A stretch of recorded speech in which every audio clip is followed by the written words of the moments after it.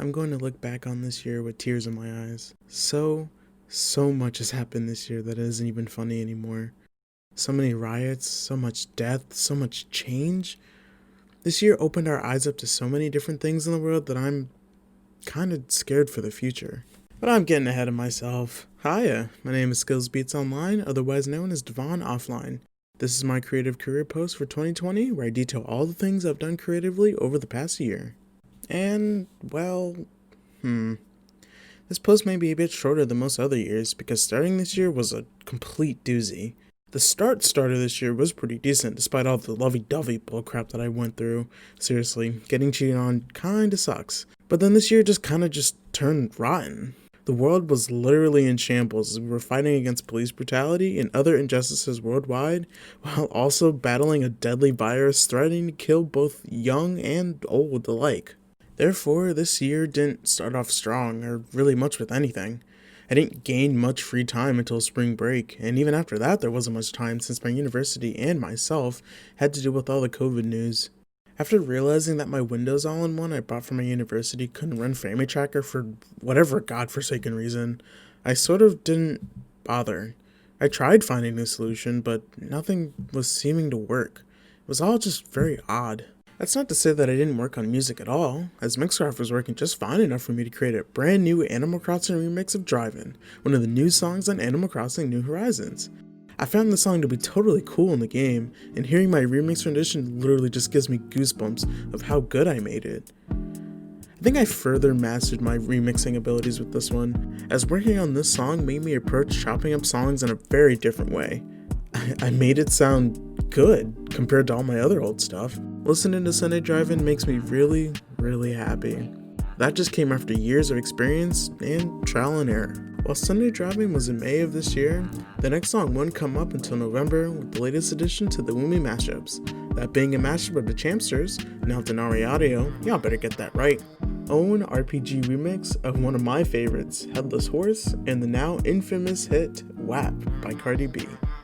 That was just a fun and silly project, and I'm still surprised they didn't drive up to PA to kill me in my sleep. This song, aptly titled Hotline Stallion, a pseudo-sequel to 2016's mashup, gave me a reason to open Mixcraft after so long. As long as Dash is creating new music every year, there'll be a Woomy mashup for that year. Maybe. Besides that, that was pretty much it for the music department.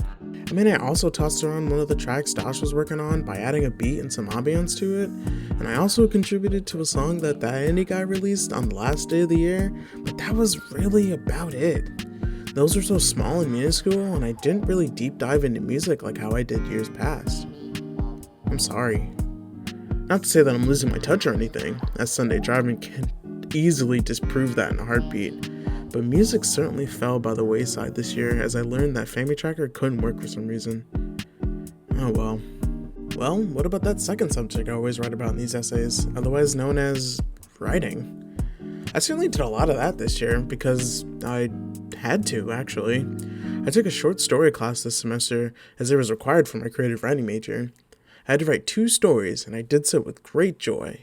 Enter 2 brand new stories, Sophie and Galleon. I had this character idea for Sophie, as explained on Twitter a while ago, but I never had a plot to put her in. However, a little site called Reddit helped me solve that problem, and that became the first story. Sophie, that's the title of the story, I'm actually bad at good titles, is the story about Sophie, a girl who gains the ability to shoot energy beams from her fingers and palms, akin to key attacks in Dragon Ball. She decides to name these attacks based on coffee, which is a substance she drank in order to gain these powers. The second story, that actually had a proper title, Astro Afro, centers around Galleon, a boy who sips on the same coffee that Sophie had in the first story. Instead of gaining energy powers, he gains the ability to reach into his head and pull out any object he can think of, within reason. He also learns how to teleport by falling through the ground. Not necessarily a unique set of powers, but I thought it would be cool just to play around with these sort of characters. Everyone in my class seemed to love the idea, so hopefully they can turn it into something proper in the future. Also, I was bored one night and decided to write a small meetup with a recurring character of mine called Dagger. I didn't end up finishing it though. Will these ever be published on Tapas or otherwise? Well, maybe. I didn't really see the need to this year. Not many people are interested in my written work anyway. We'll see about next year though. Other than that, I believe that's all the real creative writing I did for 2020. Not many big projects, huh? Again, this year was a mess and I didn't really have a lot of time, let alone focus. However, there was one big passion for me that kind of exploded this year, and it was art. Drawing, to be more precise. In the beginning of the whole lockdown when I was at home, I decided to take a plunge and purchase an iPad. Well, more like be roped into a payment plan by a greedy cell phone carrier, along with an Apple Pencil, in order to take notes for school. It passed the time, I could listen to music while doing it, and most of the things I would produce later would actually turn out pretty nice. I drew all sorts of things throughout the year, from my squid Sona, to butterflies, to social commentary, to Mario. It was quite the pastime, and I could see myself getting better and better at it. I suppose a passion like this could have been seen last year when I was designing things in Illustrator. In fact, that's another thing I did this year, from logos to album covers. Sunday Driving was my magnum opus this year, I swear, to even book covers. A lot of art was made by me this year, and I would love to see this sort of thing continue into next year as I delve back into my creative outlets once more. Despite a wretched 2020, as I sit here at my desk typing away on an iMac, a lot did come out of me creatively. I'm proud. So, here's the age-old question yet again. What's next in 2021? Last year, I promised an entire makeover from me changing my handle to Devonne Designs to starting to really focus on website creation, something else I'd love to do. Is 2020 the year for that? Not really, no. As much as 2020 wasn't the year for it, it's not next year either. I want more time to explore my creative outlets, and while website creation is still one of them and is something I would love to start doing for profit, it's not something I can put out there. I don't know how to start reaching out and putting my portfolio out there either. Oh wait, I barely have a portfolio. Perhaps that's what 2021 is for. While still exploring my creative outlets, I can start to build a portfolio of things I can show people and to show that I can do creative things. This isn't a set plan for 2021 or anything, but I have a few ideas on where I want to start. Some ideas on how to grow and to have fun while doing it. You'll see. It'll be nice. And plus, I'm still at school, and I still have to focus on that too. If you made it this far, thank you. Thank you for supporting me month after month and year after year. You all matter so much to me, and I couldn't be where I am without everyone that I know. Thank you for believing in me and my capabilities. Thank you for reading, listening, and sharing my work for others to see. Thank you for being you. You are valued and appreciated. You've made it this far, so let's continue this journey together.